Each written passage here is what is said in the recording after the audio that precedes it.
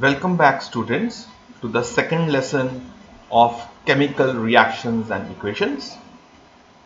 Yesterday, we had an introductory lesson into the kinds of chemical reactions, and we had some videos to understand कितने तरह के reactions होते हैं. 5 तरह के reactions के बारे में हमने बात की आपके साथ.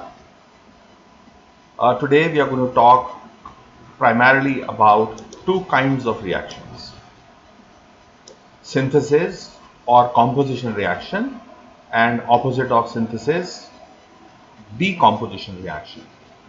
Alright, तो आइए पहला स्टेप वापस से एक रिमाइंडर. सिंथेसिस रिएक्शन की बात करें, कॉम्बिनेशन रिएक्शन की बात करें, इसमें दो elements combine to form a new molecule AB, that is A plus B is equal to AB. तो कॉम्बिनेशन रिएक्शन और सिंथेसिस रिएक्शन, डेफिनेशन से स्टार्ट करते हैं. वी से those chemical reactions in which two or more substances combine together to form a single AB new substance are called as combination reactions. In general, element A plus element B forms a molecule AB. जुड़ना, कुछ नया बनना is called a combination or synthesis reaction. इनके कितने types होते हैं? Combination reactions involving two elements, दो elements मिलकर बनाए अगर एक नया molecule. So for example, chemistry में हम हमेशा डेफिनेशंस करते हैं, कॉन्सेप्ट होता है प्लस एग्जांपल्स होते हैं. सो फर्स्ट एग्जांपल मैं ले रहा हूं कॉम्बिनेशन का.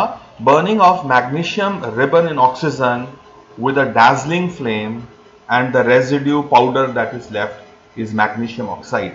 कल वीडियो में देखा था ना, तो जिन बच्चों ने कल का वीडियो नहीं देखा है तो प्लीज पहले वो वाला वीडियो देखो, बहुत ही इंफॉर्मेटिव है वो. कल भी हमने इक्वेशन की थी, ऐसा रोशनी खूब सारी आ जाती है ना. This is what the image was, that हम जब मैग्नीशियम रिबन को बर्न करते हैं, ब्राइट dazzling फ्लेम आती है, and a new product is formed called magnesium oxide. Okay.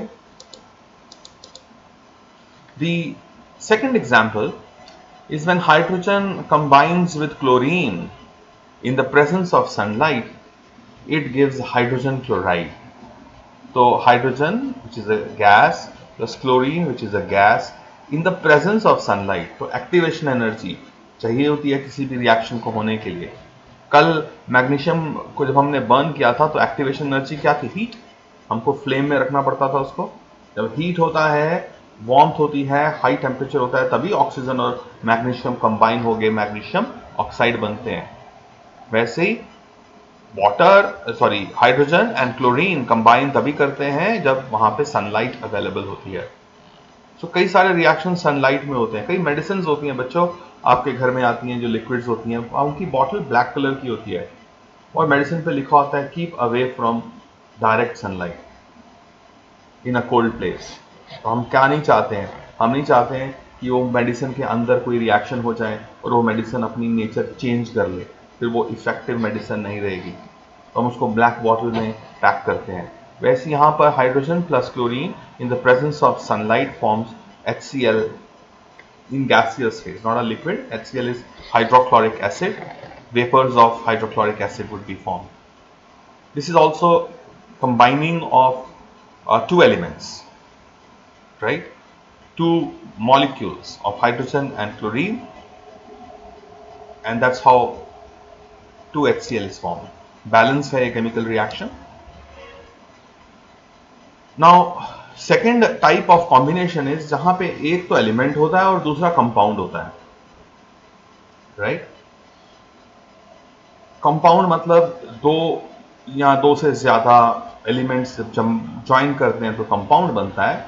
और अगर एक ही एलिमेंट अपने साथ करता है, ऑक्सीजन के साथ जुड़कर O2 बनता है, वो एलिमेंटल स्टेट ही बोलते हैं उसको, बिकॉज उसमें मिक्सचर ऑफ अदर एलिमेंट्स नहीं आए हैं. So here we have carbon monoxide burns in oxygen to form carbon dioxide. Carbon monoxide is little unburn carbon dioxide, उसमें भी कार्बन कंपाउंड है जो भी बर्न कर सकता है। बैलेंस किया हमने इस इक्वेशन को, तो CO2 बनाना है हमको। आप देख सकते हो दो कार्बन के एटम हैं, यहाँ पर भी दो कार्बन हैं, ऑक्सीजन यहाँ से दो हैं और O2 में भी दो हैं, तो 4 हो गए। तो देखो आप बैलेंस्ड इक्वेशन है। क्लास 9th में आपने बैलेंस्ड इक्वेशंस के बारे में सीखा होगा। अगर किसी बच्चों को डाउट है how to balance a chemical equation, please message me on my personal number and I will take a special session on balancing of chemical equations. Otherwise I expect that आपको ये आता है तो मैं उस पर उतना ज़्यादा टाइम लगाने की ज़रूरत नहीं है, फिर भी बीच बीच में थोड़ा थोड़ा मैं गाइड करता रहूँगा आपको। Second example is nitric oxide plus oxygen, they react to form nitrogen dioxide gas. इसमें दो चीजें जुड़कर एक चीज बनती है, तो इसी को तो बोलते हैं ना कॉम्बिनेशन या सिंथेसिस रिएक्शन। तीसरे तरह का कॉम्बिनेशन रिएक्शन होता है। पहले में क्या था, first was combination of two elements, magnesium oxygen, hydrogen chlorine. Second example आया जब एक तो कंपाउंड था और दूसरा एलिमेंट था। थर्ड टाइप ऑफ कॉम्बिनेशन है जब दोनों ही कंपाउंड होते हैं। जैसे example we have calcium oxide, इसको चूना बोलते हैं, CaO, अपने घर में करते हैं ना दीवारों पे चूना, that's calcium oxide. Quick lime and which is a solid, white colour का सॉलिड होता है ना चूना, अगर उसमें पानी मिला दिया जाए, ऐसे ही करता है वो जो सफेदी वाले आते हैं, चूने की बोरी खोलते हैं उसमें पानी डालते हैं, और पानी डालने से हमको कुछ हीट नहीं देनी पड़ती है, अब की बार हीट खुद निकलती है। जिन बच्चों को कोई एक्सपीरियंस है इसका, उनके घर में चूना सफेदी होते हुए देखा है, ड्रम गर्म हो जाता है, धुआं निकलता है उसमें से, और वो क्या बनता है, calcium oxide plus water forms calcium hydroxide, CaOH whole twice, और ऐसा ये व्हाइट कलर का एक लिक्विड बन जाता है। और फिर इसको हम दीवार के ऊपर पेंट की तरह लगा देते हैं, और जब ये सूखता है तो वहां पे एक वाइट लेयर आ जाती है। वो क्या होती है एग्जैक्टली वो बात करेंगे, but CaOH whole twice, this molecule is called as calcium hydroxide slake lime. Now another second example, हमको एग्जाम में एटलीस्ट एक एग्जाम्पल आना चाहिए, लेकिन मैं फिर भी आपको दो तो करवा ही रहा हूं। ओके, तो अमोनिया NH3, बड़ी फाउल सी स्मेल होती है इसकी, सड़े हुए अंडों जैसी मुश्क होती है अमोनिया की। सो ammonia reacts with hydrochloric acid HCl to form ammonium chloride NH4Cl, and it gives white dense fumes. Ammonia plus HCl will give us white, धुआं निकलेगा, dense fumes निकलते हैं of ammonium chloride. Alright, so तीन तरह के combination reactions की हमने आपके साथ बात की। अब हम सेकेंड टाइप पे आ रहे हैं, what is a decomposition reaction. मैं नोट्स भी भेजूंगा आपको, बट यही नोट्स हैं जो मैंने लिखा है ना, these are exactly the notes that I want you to write in your copies with headings and properly, ऐसे ही छोटे छोटे पैराग्राफ्स बनाकर, that's how we study. Right? So decomposition, it is the opposite of composition, second kind of reaction. So those chemical reactions in which a compound breaks down into two or more simpler substances are known as decomposition reactions. तो एक बड़ा molecule जो है टूटकर, मान लो हमारे पास AB है, AB टूटकर A और B में वापस कन्वर्ट हो जाए, ऐसे रिएक्शन को हम बोलेंगे decomposition reaction. These reactions take place when the required activation energy is supplied in the form of either heat or light or electric current. तोड़ने में तो एनर्जी लगती है ना, यू हैव टू, खाना भी खाते हैं तो हमको चबाना पड़ता है, तोड़ना पड़ता है, उसको ब्रेक डाउन करना पड़ता है, स्टमक में जाके एसिड्स उसको ब्रेक डाउन करते हैं, lot of break downs happen in our body as well. तो डिकम्पोजिशन इज तोड़ना of a bigger molecule. into the constituents is called decomposition reaction. यहाँ पे रिएक्शन के ऊपर ग्रीन से डेल्टा बना दिया, इसका मतलब होता है कुछ एनर्जी देनी पड़ेगी, खुद स्पॉन्टेनियस रिएक्शंस नहीं होते हैं ये. So activation energy is required to break AB into A plus B. How many types of decomposition reactions are there? तो हम एनर्जी कैसे प्रोवाइड करते हैं उससे इनके कुछ टाइप्स बन जाते हैं. तो पहला तरह का जो decomposition reaction है that's called thermal decomposition reaction, जिसमें एक्टिवेशन एनर्जी थर्मल मतलब हीट एनर्जी से मिलती है. गर्म करने से कोई चीज ब्रेक डाउन करती है, हीट करने से ब्रेक डाउन करती है. They will be called as thermal decomposition reaction. That is, those chemical reactions in which decomposition is achieved by supplying heat energy are called thermal decomposition reactions. Let's look at some examples. Decomposition of lead nitrate. Lead nitrate, आओ देखते हैं. हम क्या करते हैं, हम lead nitrate लेते हैं और PbNO3 होल ट्वाइस लेते हैं और उसको हम हीट करते हैं. बर्नर के ऊपर मैंने टेस्ट ट्यूब में लिया लेड नाइट्रेट, उसको बर्न किया. बर्न करने से क्या हुआ, हीट मिली, उसमें से nitrogen dioxide and oxygen gas escape कर जाती है. नाइट्रोजन ऑक्साइड के ब्राउन कलर के फ्यूम्स होते हैं. Oxygen is of course colourless, bluish होती है बट दिखती नहीं है. तो ऑक्सीजन के फ्यूम्स और नाइट्रोजन डाइऑक्साइड के फ्यूम्स, ब्राउन कलर के फ्यूम्स ऐसे बाहर निकलेंगे इस टेस्ट ट्यूब में से, और पीछे आपके पास बच जाएगा एक black residue, that will be lead oxide. So आइए इक्वेशन को देखते हैं. Lead nitrate PbNO3 whole twice, it decomposes on being heated into lead oxide plus nitrogen dioxide plus oxygen. Balance करना होता है केमिकल रिएक्शन को, तो मैंने बैलेंस सेपरेटली किया है. मैंने इंडिसेस लगाए हैं 2, 2 एंड 4. आप देख सकते हैं लेफ्ट हैंड साइड में कितने लेड हैं. पीबी लेड को पीबी से रिप्रेजेंट करते हैं हम. पीबी क्यों बोलते हैं लेड को, क्योंकि इसका जो लैटिन नेम है वो है प्लम बम. क्या नाम है, बम चिक बम बम नहीं, plumbum. Plumbum, plumbum is what, lead, इसलिए उसका लेड का सिंबल होता है Pb. तो lead nitrate reacts to form दो, देखो वहां पे दो प्लम बम है, दो लेड है, दो लेड यहां पर भी है. ऑक्सीजन बच्चों कितने हैं, O3 and 2, this will 3 2 6, 6 into 2 12, total 12 oxygen है ना. तो चेक करते हैं यहाँ पर 2 आ गए, यहाँ पर ऑक्सीजन 2, 4 2 8, 8 and 2 10 and 2 12. तो 12 ऑक्सीजन रिएक्टेंट्स में है और 12 ऑक्सीजन के एटम्स हमारे प्रोडक्ट्स में हैं. अब क्या बच गया, नाइट्रोजन. नाइट्रोजन यहाँ से N2 और यहाँ से 2, 4 नाइट्रोजन है. यहाँ पे चेक करते हैं 4 नाइट्रोजन है, राइट. तो इस तरह से हमने अपनी केमिकल इक्वेशन को बैलेंस किया. तो when lead nitrate decomposes in the presence of heat, it forms lead oxide और ये प्रेसिपिटेट बन जाता है. प्रेसिपिटेट मतलब जो टेस्ट ट्यूब में नीचे बैठ जाता है उसको प्रेसिपिटेट बोलते हैं. और नाइट्रोजन डाइऑक्साइड खूब सारी निकलती है as brown flames and 1 molecule of oxygen is also reduced.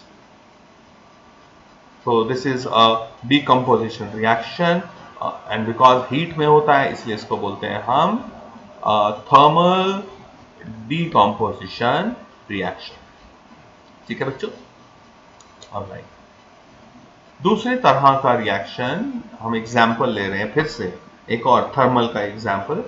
दो एग्जाम्पल मैं कराऊंगा आपको एग्जाम के लिए एक तो आना ही चाहिए.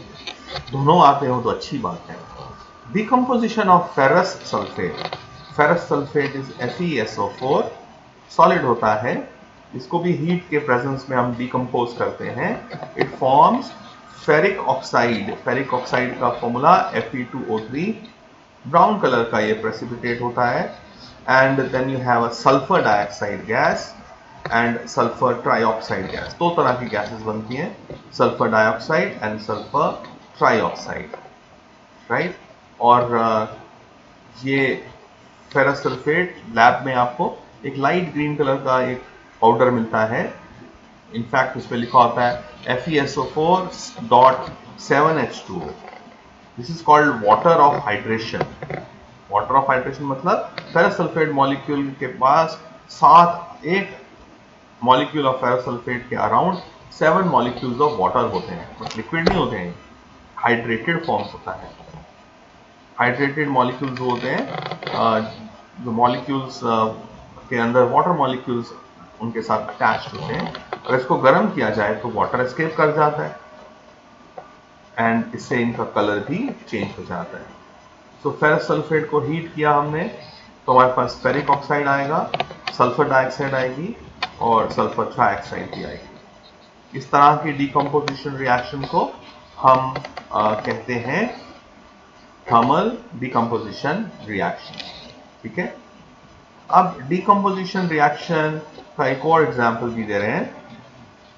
कैल्शियम कार्बोनेट लाइमस्टोन को हीट किया जाए तो हमारे पास कैल्शियम ऑक्साइड, चूना, क्विकलाइम आता है, प्लस कार्बन डाइऑक्साइड आती है, राइट। तो लाइमस्टोन जो है सफेद रंग के पत्थर होता है, उसको गर्म किया जाता है, उससे चूना बनाया जाता है। जो चूना की फैक्ट्री होती है वो क्या करती है, उनके आसपास ये कैल्शियम कार्बोनेट अवेलेबल होता है। उधमपुर में लाइमस्टोन खूब सारा मिलता है, तो Udhampur is a good place for setting up a factory for making चूना की factory. So calcium carbonate limestone को हीट करेंगे हम तो हमारे पास वो जो पत्थर है वो सॉफ्ट हो जाता है, चूना बन जाता है। चूने को पैक करना होता है एयर टाइट बैग्स के अंदर और फिर कार्बन डाइऑक्साइड गैस एमिट होती है इसके अंदर, तो it's a carbon emitting material. और ये क्विकलाइम की बहुत एप्लीकेशंस हैं सफेदी करने के अलावा, पेंट इंडस्ट्री के अलावा। It is used in the manufacture of cement. That is why आप देखते हैं उधमपुर में खूब सारी बटलबालिया में सीमेंट की फैक्ट्रीज हैं, बिकॉज उधमपुर में ये रॉ मटेरियल जो है वो अवेलेबल है, राइट। सो ये भी एक डीकम्पोजिशन रिएक्शन है, ऑलराइट। नाउ दूसरे तरह का टूटने वाला रिएक्शन जिसमें हम एक्टिवेशन एनर्जी प्रोवाइड करते हैं bye electricity, it is called electrolytic decomposition reaction. यहाँ पे अब डायग्राम जो हम देख रहे हैं इसमें इलेक्ट्रोलिसिस ऑफ वाटर का डायग्राम है। ये इलेक्ट्रोलिसिस ऑफ वाटर मतलब ऐसा अपैरेटस जिसमें वाटर को हम तोड़कर हाइड्रोजन और ऑक्सीजन प्रोड्यूस कर सकते हैं। That's called electrolysis of water और electrolytic decomposition reaction. So a chemical reaction in which decomposition takes place by passing electric current is called electrolytic decomposition reaction. तो हमको डेफिनेशन बनानी आनी चाहिए। कॉन्सेप्ट जब होता है तो वर्ड्स हम खुद हमारे दिल से निकलने शुरू हो जाते हैं। अंडरस्टैंडिंग होना जरूरी है, रट्टा मारना जरूरी नहीं है। So once again, a chemical reaction in which a decomposition takes place by passing electric current is called electrolytic decomposition reaction. Example, electrolysis of water. देखो हमने बड़ा सिंपल सा अरेंजमेंट है, हम अपने घर पे भी कर सकते हैं इसको। क्या किया हमने दो इलेक्ट्रोड्स लिए और जनरली ये ग्रेफाइट के इलेक्ट्रोड्स होते हैं, ब्राउन वाले देख रहे हो आप, दो इलेक्ट्रोड्स। ग्रेफाइट के इलेक्ट्रोड्स कहाँ से मिलेंगे हमको? कोई भी पुराना सेल ले ले, जब सेल को तोड़ते हैं उसके अंदर से एक ब्लैक कलर की एक रॉड आती है हमारे पास, राइट। जो उसका पॉजिटिव टर्मिनल होता है ना सेल का, वही ग्रेफाइट होता है। अब हमने क्या किया, इस ग्रेफाइट की रॉड को किसी एक टम्बलर में, एक प्लास्टिक का एक टम्बलर ले सकते हैं, एक मग ले सकते हैं, उसमें दोनों इलेक्ट्रोड्स को हम डाल दें। ऊपर से हमने इन्वर्टेड टेस्ट ट्यूब्स डाल दी, उल्टी टेस्ट ट्यूब। इनके ऊपर उल्टी इसलिए बिकॉज ऑक्सीजन और हाइड्रोजन दोनों लाइट गैसेज हैं, दे विल ऑल एस्केप, भाग जाएंगे। तो इकट्ठा कैसे करोगे?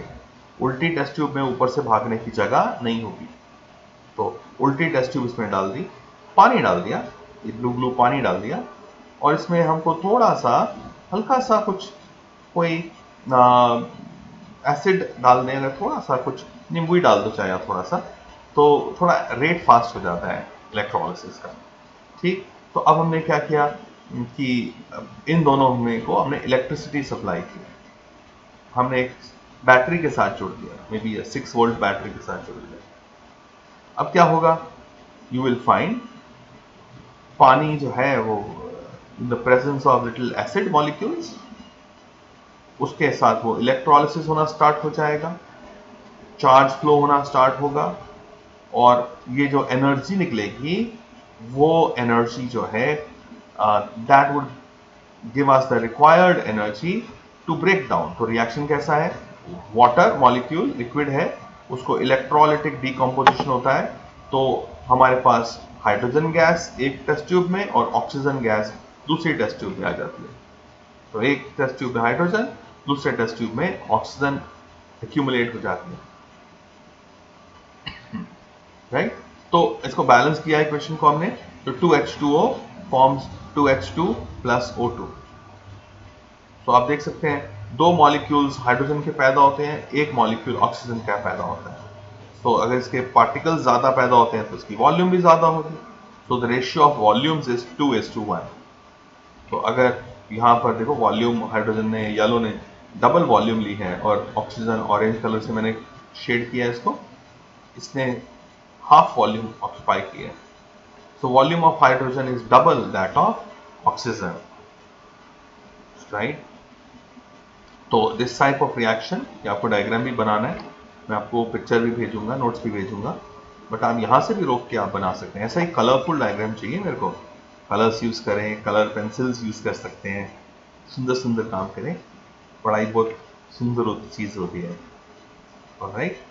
तो अब हम कर रहे हैं बात third type of decomposition reaction, that's called photo decomposition reaction.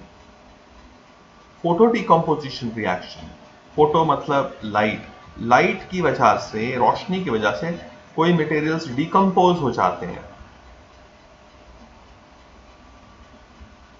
मैंने आपको भी एग्जांपल दिया ना, कुछ मेडिसिन होती हैं जो लाइट से डिकम्पोज हो जाती हैं, तो इसलिए उनको ब्लैक बॉटल्स में रखते हैं हम। तो ऐसी कई सारी चीजें हैं, for example silver chloride AgCl।